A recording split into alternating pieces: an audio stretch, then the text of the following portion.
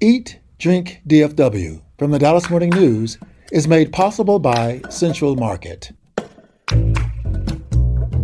Hey, and welcome to Eat, Drink, DFW, the podcast from the Dallas Morning News food team. Each week, we take a look at food and drink trends in North Texas, talk about restaurants in Dallas-Fort Worth, learn some new recipes, and sometimes even get tips from you, our listeners. I'm Anna Butler, the Dallas Morning News' food and events editor. We put out an ask for your favorite sandwiches in town, and you did not disappoint. We're also going to tell you about the latest New York restaurant that will soon call Dallas home. That's all coming up right after this. Central Market is really into food. Like when we say cheese, it's in 12 languages into food. Butchers, bakers, and sushi roll makers into food. We're talking so obsessive about quality you can shop blindfolded into food. Central Market is really into food. If you are too, then let us turn your shopping list into a treasure map. Get inspired, get adventurous, or just get a chef-made dinner when you've got more taste buds than time. No place makes every meal more amazing like Central Market. Really into food. Shop now at centralmarket.com.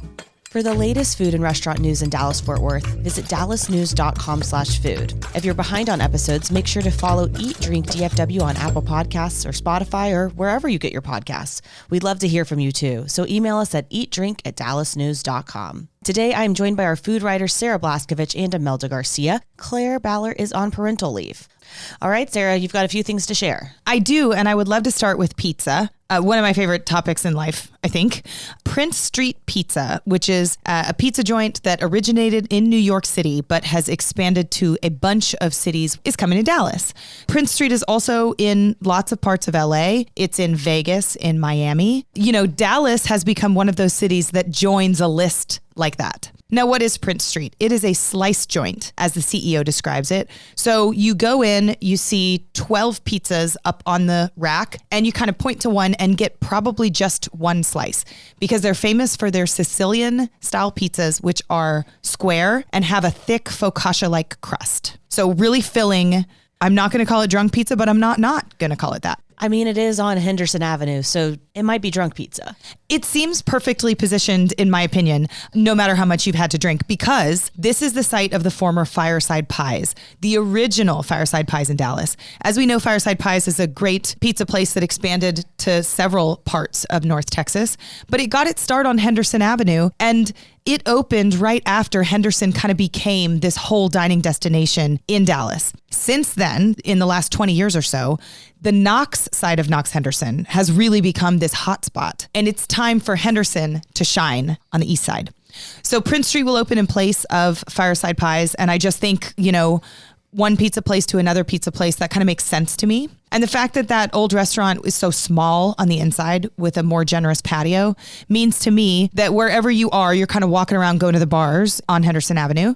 You pop in, you have a slice, you keep going. Let me tell you something that I love about your story, Sarah. Oh. Slices cost about $6.50. It's so affordable. I think that that's the most striking thing about this is that everything on this street is so expensive right now. Yeah. And it's fun, and it's not that it's not good food, but it is one of the cheaper things that you're going to get. I think a lot of Dallasites are going to sit there and say $6.50 for a slice of pizza.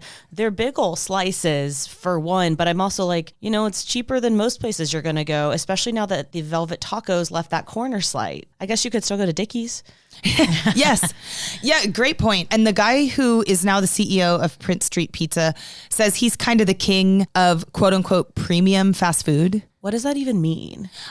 Great question.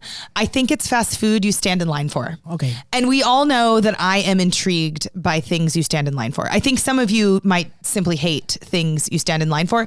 I'm intrigued. If there's a thing that people are going to like convene for, I will join them in order to try to understand the hype. And I do think Prince Street Pizza, when it opens in fall 2025 on Henderson Avenue, I do think it will carry a lot of that stand in line hype. Prince Street did try out doing business in Dallas in 2021. They had a pop-up for 7 days in Deep Ellum. And it was successful enough, and I think there were long enough lines, that the CEO said, okay, we're going to do business in Dallas. And that's how they landed on Henderson. Shifting gears, there was a place last week that didn't have any lines. And that's because there was a bad online rumor that a restaurant that has been open for 30 years had closed. And it was not true. That's right, Anna. Pepe's and Mitos, a Tex-Mex place that many of us have loved in Deep Ellum for nearly 31 years. owners. There was a rumor going around that it had closed. And does anybody want to talk about the power of the internet? It is written in pen and not in pencil, as they say in the social network. It affected business immediately. Customers canceled reservations. They didn't come because they thought, well, my favorite family-owned place didn't make it. Like so many other restaurants we've talked about on this podcast in the past 2 months. Here's the deal. It wasn't true. So I called the owners of Pepe's and Mitos, and, we believe somebody went to the wrong storefront, saw some sort of lockout notice, and then posted on Facebook to a neighborhood group of 7,000 people that Pepe's and Mitos was gone. Oh, no. I know. And we hopefully were part of the fixing that disinformation problem. And the owners are really grateful. I thought they'd be shy about talking to the Dallas Morning News about this flub.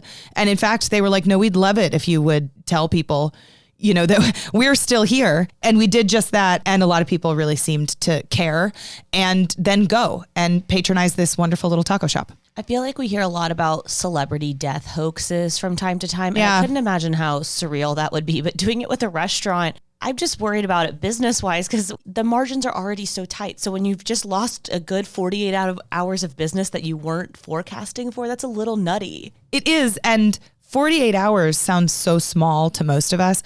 But if we remember way back to the beginning of the pandemic, I wrote a story about how a Fort Worth restaurateur, Chef Tim Love, said 3 days of expected business that turned into zero business could kill a restaurant, period.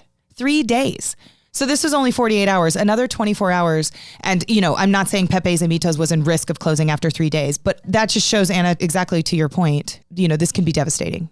And this is a good time for a heads up. Next week, we will be talking about COVID. It is the 5-year anniversary of the shutdown across Texas.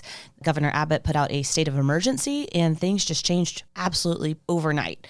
And so we're going to talk about the impact that had on local restaurants and local people in the restaurant industry. Imelda, I'd like some good news. Can you tell us about something new? I have good news for people who live in Louisville because they have this new place, RT Bakery and Cafe. This is a place where you can find European and French pastries.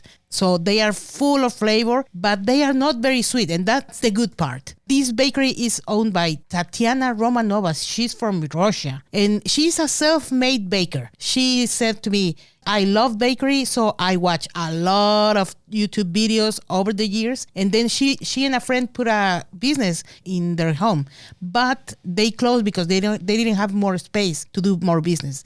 So in January, Romanova and her husband opened this business, and let me tell you, they have some amazing croissants. Do you like croissants, Sarah? I do, but I like croissants with stuff in them. Well, you can stuff things on it.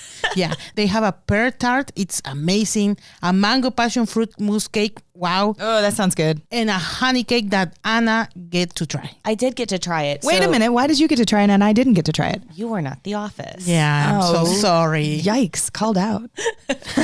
So these remind me a lot of just a really classic Eastern European pastry, which definitely makes sense with her Russian roots.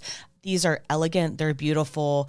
Everything is scratch made. We're talking about a fluffy sponge on this honey cake, very precise layers that you would see Mary Berry comment on if you were watching Great British Baking Show. Absolutely delicious. And just kind of that level of perfection that you don't always see with the variety of pastries that you have at this place. So they're making so many different types of things. Some of them are illusions. So the pear tart, for instance, looks like a pear and it's very, very beautiful. Oh, wow. Yeah, look at this. I'm looking over Imelda's shoulder at dallasnews.com/food, where you can find her story about this European bakery.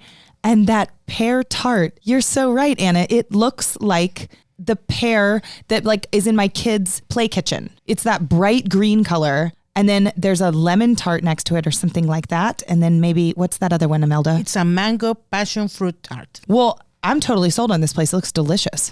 They 100% are using fresh juices and everything like that. They're also only using European butter. It was something that we talked about just really with this story because Imelda had dropped in. It was that they used 82% butter. Yeah, and I was like, why? what is that? And she was like, I feel like maybe baking people would know. And I was like, I think baking people do know, but for our purposes, they have a higher fat content of just butter solids in Europe. And so to have something like this, it means that there's fewer additives, less water and things like that, which means you're really getting that like full fat flavor in it. It sounds gross when you talk about it, but man, it tastes really, really good when you do it that way. This makes me wonder whether she'll make a pumpkin shaped thing, which is really off season, but y'all go with me. My 4-year-old is turning 5 in late March, and she's going to have a Halloween in March birthday party. Okay. What she wanted to actually do was have a costume party and make everyone dress like Elsa from Frozen. And I was like, you can't do that. But you can invite them to dress however they want to, and then we can have a costume party. And she's like, oh, like Halloween. I mean, we are literally like going to have blow up pumpkins in our front yard. We're going to get some sort of dessert that needs to be pumpkin shaped and orange. And we are going trick or treating at 5 of the neighbors' houses. So if anybody out there has pumpkin tips in March, especially dessert related, I'm all ears, because this is a non-traditional 5th birthday party. As someone who celebrates their half birthday, I fully support this and I think it's great. Yes. Lean into eccentricity. The younger you are, the better it is. Oh, do you celebrate like the half birthday? Yeah. When is this? In July, because my birthday's in January. Okay. And it started when I was younger because this is so sad. My dog died on my birthday when I was younger. No. Oh, Anna, I'm so sorry. I was like, I didn't want to celebrate it. I was like 10. Yeah. So it was like, oh, we'll do a summer party instead. They were like, are you going to be fine in 6 months? Because you should wait. Yeah, so I to this day, I still get people who text me for my half birthday. And now I celebrate both, though, because it's weird to celebrate your half No, birthday. but then you get 2. Like, you're just doing the math better than the rest of us. I want the pear tart. You want that for your Okay, half you birthday? got it. Yeah. Because your real birthday passed, and we don't care about your real birthday, as we've already established. So we're going to do something awesome for you in July. Pears are my favorite fruit. So that one was the most eye-catching from RT Bakery. Yes. by I feel far. like pears are nobody's favorite fruit, so that also makes you unique. I don't like pears either. Why? Because my grandmother had a lot of trees. I mean, we had the floor full of pears. So I ate my quote of pears for life. Yeah, when I was a child. But they were like good pears. Yeah, but there were a lot. Anna is moving into grandma's house. So you can find stories on all of these, except for, the pear tangent, by visiting dallasnews.com/food. We're going to take a short break, and when we come back, we're going to talk about your favorite sandwiches in town. Central Market is really into food, like fish flown in so fresh it still has jet lag into food. Our sourdough starter has been around since grunge was a thing into food. We're talking more prime cuts than a greatest hits album into food. Central Market is really into food. If you are too, then we're the HQ for you. Whether you're a make every recipe in the cookbook foodie or a my favorite recipe is reheat type who just digs the delectable, no place makes every day more delicious like Central Market. Really into food. Shop now at centralmarket.com. Welcome back. In just a minute, we're going to delve into the world of judging food competitions, but also talking about sandwiches. First, a quick reminder that giving our podcast a good review helps other people find it. So if you like it, please say so. And if you don't, you can skip that part. I think we're a 5-star podcast. Thank you.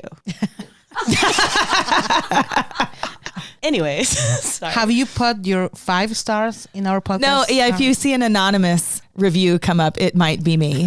Like lots of compliments to the outfits of the women on the pod. It's called stuffing the ballot. I know. No, I wouldn't do it, y'all. I think this is world-class stuff. Anyways, so the topic of sandwiches comes to us from Claire, our team member who is on parental leave.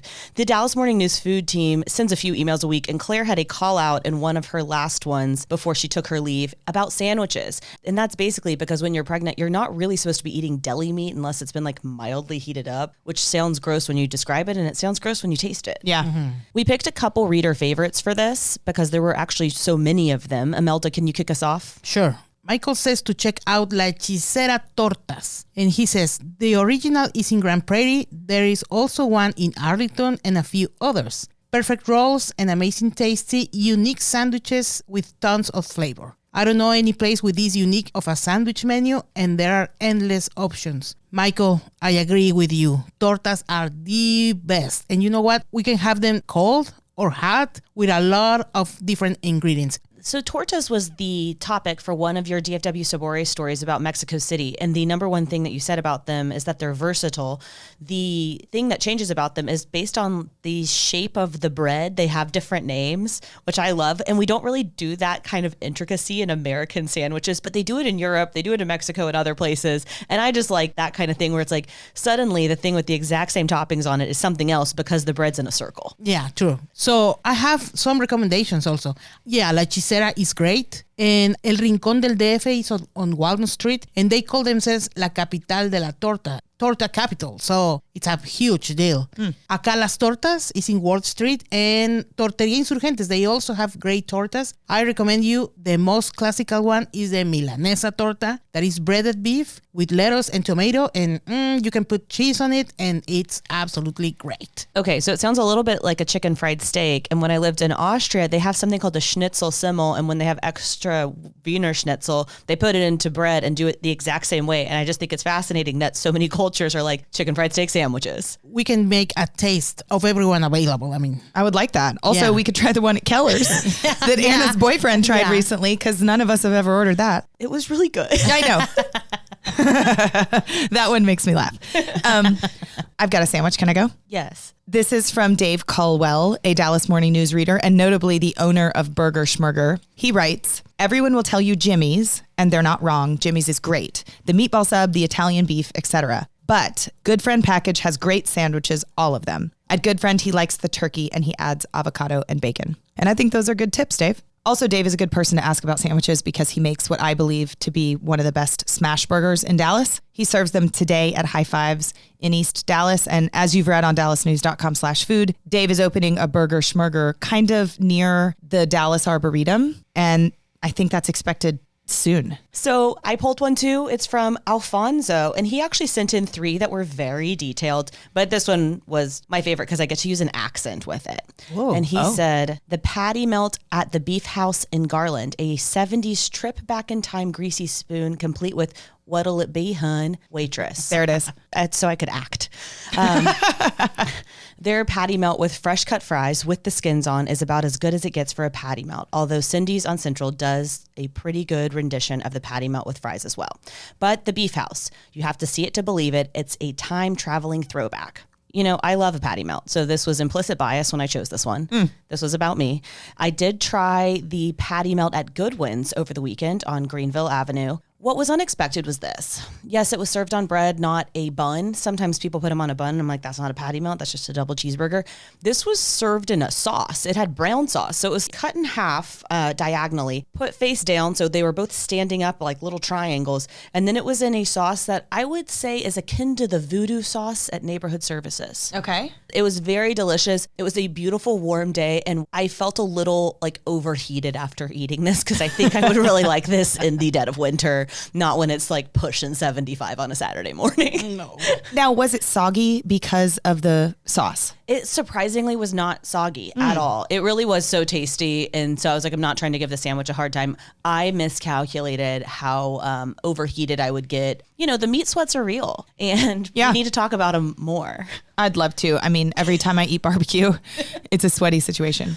I just want to mention something that makes me sad. So kind of a downer. No. But I loved Great American Hero. I loved when it had moved closer to me in East Dallas from its longtime Oak Lawn location that is now a Shug's Bagels. Everything was made from scratch, and it had different combos, and I could kind of mix and match, and I like the versatility. So, you know, pour some out. There isn't a Great American Hero anymore, but its originating owner's brother still runs sub shops around Dallas. So Great American Hero is sort of related in sibling to the Great Outdoors. And if anybody knows the Great Outdoors, there are still 6 of them. Is the family last name Great? It's not. Oh, I wish. Man, that would be really great. That'd be a missed opportunity. I know. No, it's the Oliveri brothers. And I was going to mention the Great Outdoors as a good sub shop. And one of my favorite quotes of the last couple of months is in an old Dallas Morning News archives story about the Great Outdoors opening. The owner, who's from New Jersey, said that Dallasites, once they understood that a submarine sandwich was not a sandwich eaten underwater, that they could get with this newfangled sub sandwich idea. And I'm just like, come on, Dallas. All right. I'm so glad we've gotten past that. I also really like versatility, so I will always do a shout out for the Eatsy sandwich bar because I don't get the same thing every time I go. I mix and match and I try new things. The thing that I want to do, which I'm actually sure they would probably let me do at Eatsy's, is grab the pimento cheese out of the cold section and have them go stick it on the sandwich and then grill it. Yeah. I really like a pimento cheese grilled cheese, and I think that is hard to find. Yeah, agree. That sounds delicious. I love the sandwiches in the Crafty Irishman. Oh. And you know what? Because sometimes I miss the holidays. So when I miss Thanksgiving, they have a good Monte Cristo sandwiches with turkey and raspberry. It's like Thanksgiving. I love it. I think that combination on a Yeah. sandwich makes so much sense, Imelda. Yeah. I like it too. And when you accompany with a beer or something, it's great. I like it. What about you, Sarah? I'm actually a fast food Jimmy John's person. I said that weird. Jimmy John's. Why did I say it like that? Accent. Say it with your heart, Sarah. Just wanted to really drive it home. Jimmy John. There you go. It kind of makes Jimmy John's sound sexy, which it needs a little bit, in my opinion, because it's, Does it? you know, sub so fast you'll freak is, you know, not. Oh. Anyway, I like the Beach Club. I like any sandwich with avocado on it. Julie, what's yours? I'm glad somebody mentioned Cindy's because I love their Reuben, but I just have to send out some love to the bacon, egg, and cheese at Waffle House. I'm sorry, I talk about cheap and just like delicious, like the best hangover food in the world. They might be charging you $1 extra right now for the egg on that bacon, egg, and cheese, though. I do think there's somebody listening who's yelling Jersey Mike's into their phone or into their car radio, and I hear you. And I will say, we did have a Jersey Mike's or two submission from our reader favorites. So you can actually read a story about this with your favorite sandwiches in DFW by visiting dallasnews.com/food. We really do love when you send us recommendations, so keep them coming and email us at eatdrink@dallasnews.com if we missed any of your favorite sandwiches. So guys, I have to tell y'all about something that I did last week. It involved lawyers. Oh my God. That's not good. Except that this was. Oh, okay. Lawyers, one, want you to know that they can have fun. They do. They do. I don't know. They can, at least at a Texas-founded firm, Vinson & Elkins. This isn't an advertisement for them, but I judged their chili cook-off, and it was so much fun. Wow. Wait, you judged attorneys cooking chili. Yes, so they've been doing this since 2000. So this was the 25th year. It became firm-wide about 3 years ago. So they fly people in No. from across the country that have already had regional chili cook-offs. They cannot accept international ones because the FDA is really just a buzzkill because they have to test all of the meat going over like Anna, different this is wild. It's very fun. So you're talking about people who maybe brought a frozen container of chili through a security checkpoint at an airport, or maybe overnighted it frozen from San Francisco or New York or other places. This started in the Houston office. The Dallas office won last year. So whoever wins gets to host it, which is how I got involved in the first place. Okay. Wow. I have a lot of questions about this. So is this only chili every year, or do they change like dishes or what? It's only chili every single year. And you saw, you know, a range of interpretations. It was all blind judged, and it was really fun. I was not a solo judge, though. Where are they at on beans? We were a little bit of purists. So G. Kang, who is the executive chef over a restaurant group that includes like Dakota's Steakhouse. Yep.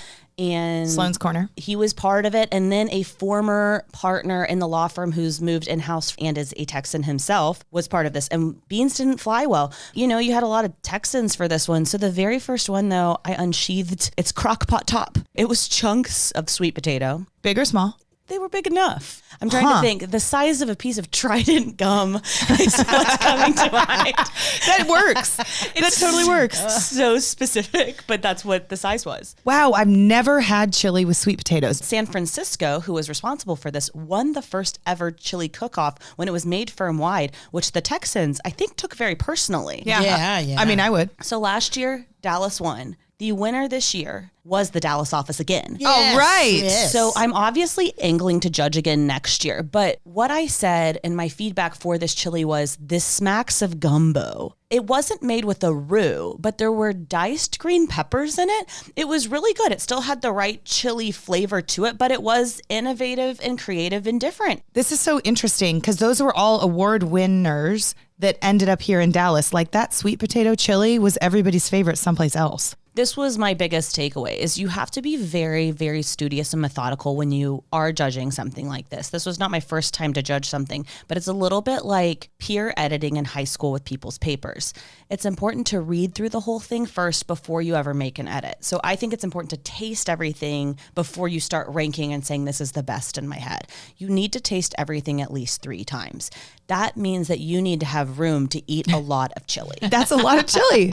Number one pitfall, nothing that will surprise you. One, some of them were too fatty, which is hard because with a chili, you probably do want to use 80-20 beef. You do need to skim. The next one, people did not individually season the meat. They were seasoning the sauce around it, but not the meat. 3, definitely were cooking it too hard. So the beef, if it was chunkier for the most part in this competition, was really tough. You also want to be careful not to veer into Sloppy Joe territory. And that's hard with chili, especially if you're using brisket meat. And so there were some that I'm like, this would be great on a sandwich, which you shouldn't say about chili. No, and I think one of the pitfalls of a crock pot, if that was the vessel with which to keep it warm, is that the longer you warm it, the less liquid you get. I think there's probably a science element to this. My biggest comment, though, I was like, all of these do taste like chilies, not meat soup, because sometimes you get that. It's a little like the salsas that you're like, that's just marinara, not salsa. Yep. Anna, you sound like an expert. How many competitions have you judged? Officially, this was the only one. I have been a consultant on different ones. I've attended many chili cook-offs. I've judged other types of competition, though. And I just always want it to come across as consistent and fair. Yeah. See, here's what I'm learning is that if you, the listener, are entering a chili cook-off, you should call Anna, and her number is 512. Just kidding. She got tips. Okay, that's all the time we have for today. Be sure to join us next week where we'll be diving into the topic of COVID because, again, if you can't believe it, it's already been 5 years. Stay up to date with the food team stories at dallasnews.com/food and listen to all of our episodes by following Eat, Drink, DFW wherever you find your podcasts. Special thanks to our producer, Julie Fisk. For the news, I'm Anna Butler. Thanks for listening, and we'll see you next week. Eat, Drink, DFW from the Dallas Morning News is made possible by Central Market.